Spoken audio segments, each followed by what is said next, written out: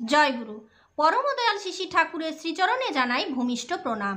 আপনাদের প্রতি প্রত্যেককে জানাই রানন্দিত জয় গুরু। আজ ইষ্ট প্রসঙ্গে আলোচনা করব দারুণ একটি ঘটনা। আমরা এর আগে অনেকবার এই ঘটনা শুনেছি এবং আজ যে ঘটনা আপনাদের শোনাবো, আপনারা কিন্তু সুযোগ পেলেই এই কাজ করুন। তো আজকে যে আলোচনাটা আমরা করব, সেই আলোচনাটা প্রত্যেককে শোনান, প্রত্যেককে জানান। বিপদের সময়, কান্নাকাটির সময়, এমনকি মরণ যন্ত্রণা থেকেও মুক্ত করে আমাদের পরম দয়ালের এই আশীর্বাদ। অবশ্যই এটা শুনুন। জানেন কি, আগের ইষ্ট প্রসঙ্গে আমি আলোচনা করেছিলাম, কোনো এক ঋত্বিক দাদা আলোচনা করেছিলেন, আর এটা তো একদম একটা মানুষের জীবনে ঘটতে দেখা গেল। তো আমি যে এই গল্পটা, গল্প নয়, অ্যাকচুয়াল সত্য ঘটনাটা পাঠ করব, এটা করতে প্রায় 20 থেকে 25 মিনিট সময় লাগবে। এতটা সময় কিভাবে বেয়ার করা যায়? আপনাদেরও বোরিং লাগবে, আর আমিও এতটা বলতে পারবো না সামান্য একটা ভিডিওতে। তো যাই হোক, পরে আবার কিছুটা আলোচনা করব। অনেক দিন আগের এটা আলোচনা পত্রিকা, 2013 সালের, বুঝতেই পারছেন কতদিন আগের। এই চ্যাপ্টারটার নাম হচ্ছে দয়ার সাগর শ্রী শ্রী ঠাকুর।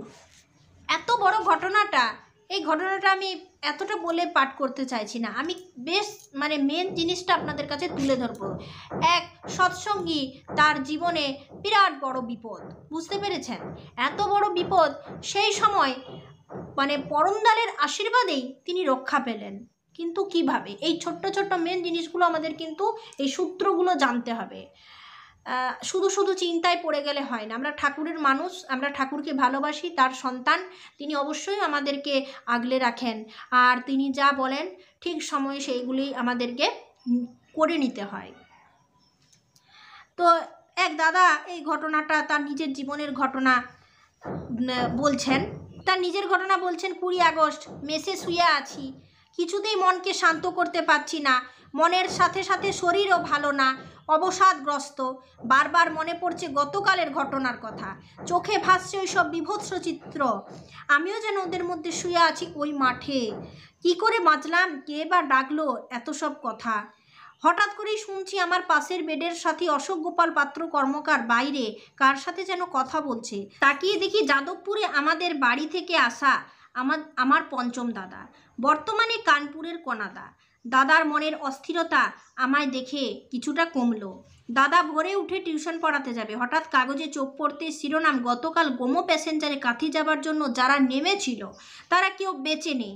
আরও কাগজ কেনা হলো, যুগান্তর, স্টেটমেন্ট, আনন্দবাজার, সবেতেই প্রায় একই খবর। ঘরে ফিরে চতুর্থ দাদার সাথে আলোচনা করলো। বাবাও সন্দেহবশত এগিয়ে এলেন। এই করে মায়ের কানে গেল। মা কান্নাকাটি শুরু করলেন। মায়ের মনে পড়ে গেল আদ্রার জ্যোতিষীর ভবিষ্যবাণীর কথা। মায়ের মন যা হয়, 26 বছর বয়সের মধ্যে ত্রিপাপ যোগে আমার মৃত্যু। তখন আমার 26 বছর 6 মাস চলছে। কাজেই নিশ্চিত মৃত্যু ধরে নিয়েই বাড়ির সিদ্ধান্ত মতো আমার কনাদাকে মৃতদেহ নিয়ে যাওয়ার জন্য পাঠানো হয়েছিল। আমার তো কাঁথি যাওয়ার কথা বাড়িতে সবাই জানে, তবে আমি যাইনি কেন? দাদা জানতে চাইলে আমার কথা শুনে দাদা তো অবাক, বলছে সে তো বিশ্বাসযোগ্য নয়, কেউ নাকি বিশ্বাস করবে না। কিন্তু এটাই সত্য। অশোক দাদাকেও বলল ওই বাসে আমার থাকার কথাটা, কারণ মেসের রান্নার ঠাকুর ক্ষুদিরামদা তমলুক বাস স্ট্যান্ডে আমাকে বাসে উঠতে দেখেছে। রাত্রে ফিরবো কিনা জিজ্ঞাসাও করেছে। খবরটা ক্ষুদিরামদা অশোকদাকে দিয়েছিল। এখন কিছু বুঝতে পারবেন না, একটু শুনুন, বুঝতে পারবেন। তাই বাস দুর্ঘটনার কথা শুনে মেসের কয়েকজন ওখানে গিয়েছিল এবং সেখানে ওদের সাথে দেখা হয় ও ফিরে আসি। দাদাও পরে বলল, মেজেদা স্টেশনে নামার পর 2-1জনকে তমলুক আসার রাস্তায় জিজ্ঞেস করতে হয়েছে, কারণ এর পূর্বে এদিকে ওর আসা হয়নি। আসার কারণ অনুমান করে একজন বলল, যারা গতকাল কাঁথির দিকে যাবে বলে নেমেছিল তারা কেউ বেঁচে নেই। সব মৃতদেহ হাসপাতালের মাঠে শোয়ানো হয়েছে। দাদা ভারাক্রান্ত মন নিয়ে, চোখে অশ্রু নিয়ে ধপ করে বসে পড়েছিল।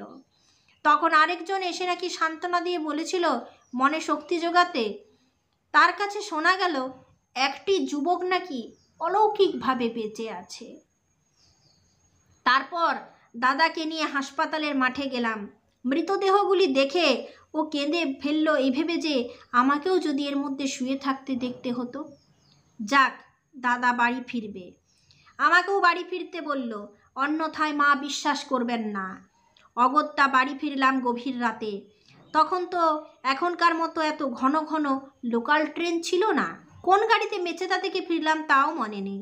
বাড়ি ফিরে দেখি শোকের বাড়ি, সারাদিন রান্না নেই, খাওয়া নেই, মৃতদেহ আসবে। বাড়িতে আত্মীয় স্বজনও কিছু আছে, পাড়ার ক্লাবের ছেলেরাও বাড়ির সামনে জড়ো হয়ে গেছে শ্মশান যাত্রার সঙ্গী হবে বলে। খবর পাওয়া গেছে কাঁথি যাবার জন্য যারা নেমেছিল তারা আর নেই, তার মানে আমাদের বাড়ির ছেলেটাও আছে, তার মানে নেই, মানে মৃতদেহ এক্ষুনি আসছে ঘরে। এটাই তো মানে স্বাভাবিক, তাই না? অনেকে ফুলের মালাও নিয়ে এসেছিল। এর মধ্যে উল্লেখযোগ্য ছিলেন আনন্দবাজার পত্রিকার রিডার, আমার এক জামাইবাবু প্রয়াত সতীশচন্দ্র চৌধুরী, খুবই স্নেহ করতেন।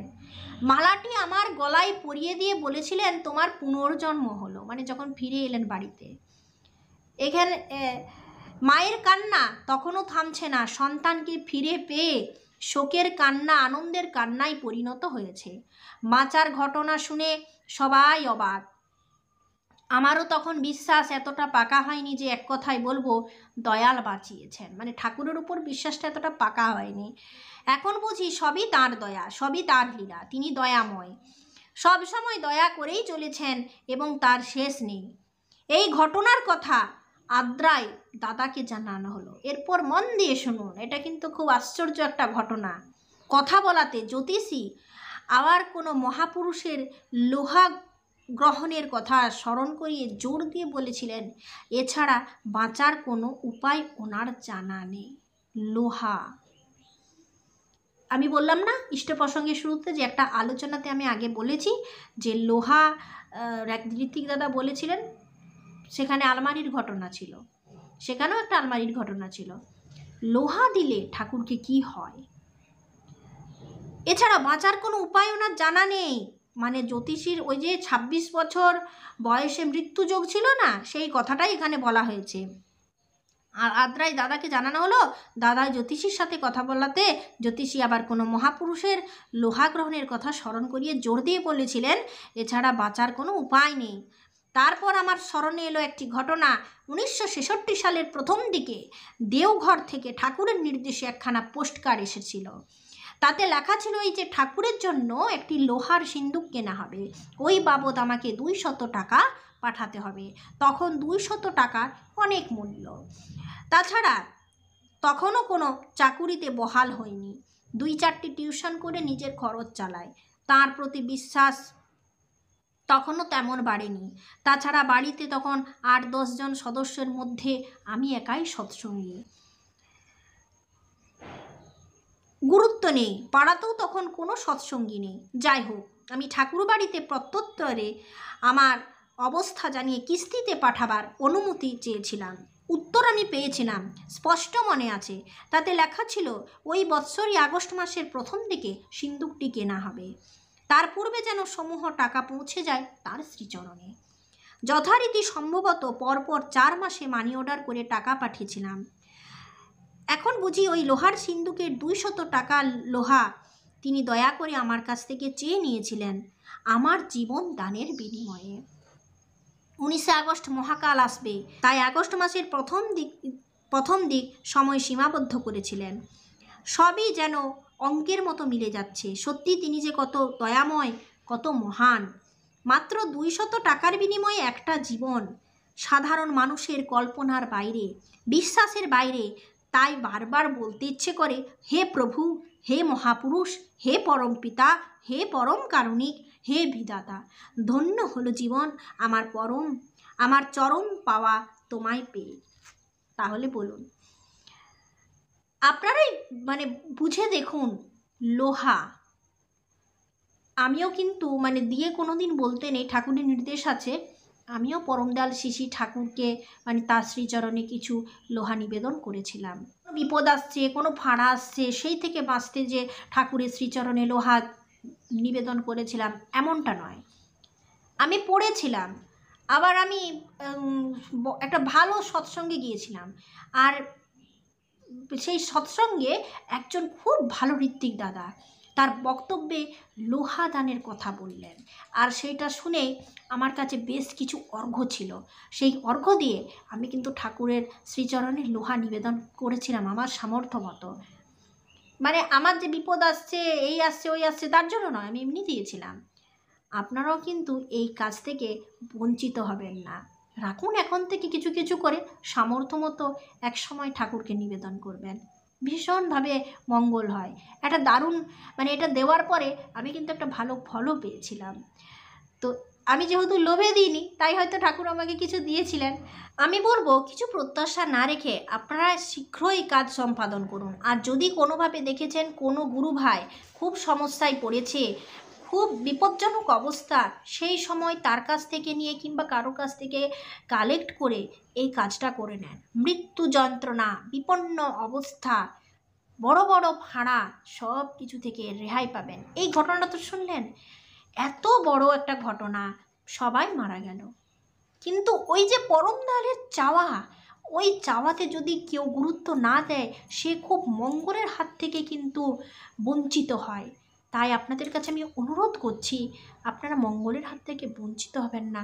ঠাকুরের চাওয়াকে আপনারা সবসময় দেওয়া মনে করবেন না। ঠাকুরের চাওয়া মানেই জানবেন আপনার মঙ্গলের সুযোগ এসছে, সেই সুযোগটা আপনি তাড়াতাড়ি গ্রহণ করুন। পরম দয়ালের এমনি এমনি কারোর কাছে চাননি, তিনি জানেন কি করলে কি হয়, কি দিলে কি দিতে হয়। ঠাকুরের মতো এত সুন্দর, এত ভালো পথপ্রদর্শক আমরা পাবো না। তাই ঠাকুর আমাদের বললেন, আপনাদের আমি বলে দিলাম, বারবার প্রসঙ্গে বলি, যদি আসছে বিপজ্জনক অবস্থা দেখেন আর তার থেকে রেহাই পেতে চান, তাহলে এই এত সুন্দর ঘটনা নিজে শুনুন, অপরকে বলুন, অবশ্যই মানে লোহা নিবেদন করুন তার শ্রীচরণে, দারুণ মঙ্গলের অধিকারী হওয়া যায়। আজ প্রসঙ্গ এ পর্যন্ত। আপনারা সকলে সুস্থ থাকুন, ভালো থাকুন।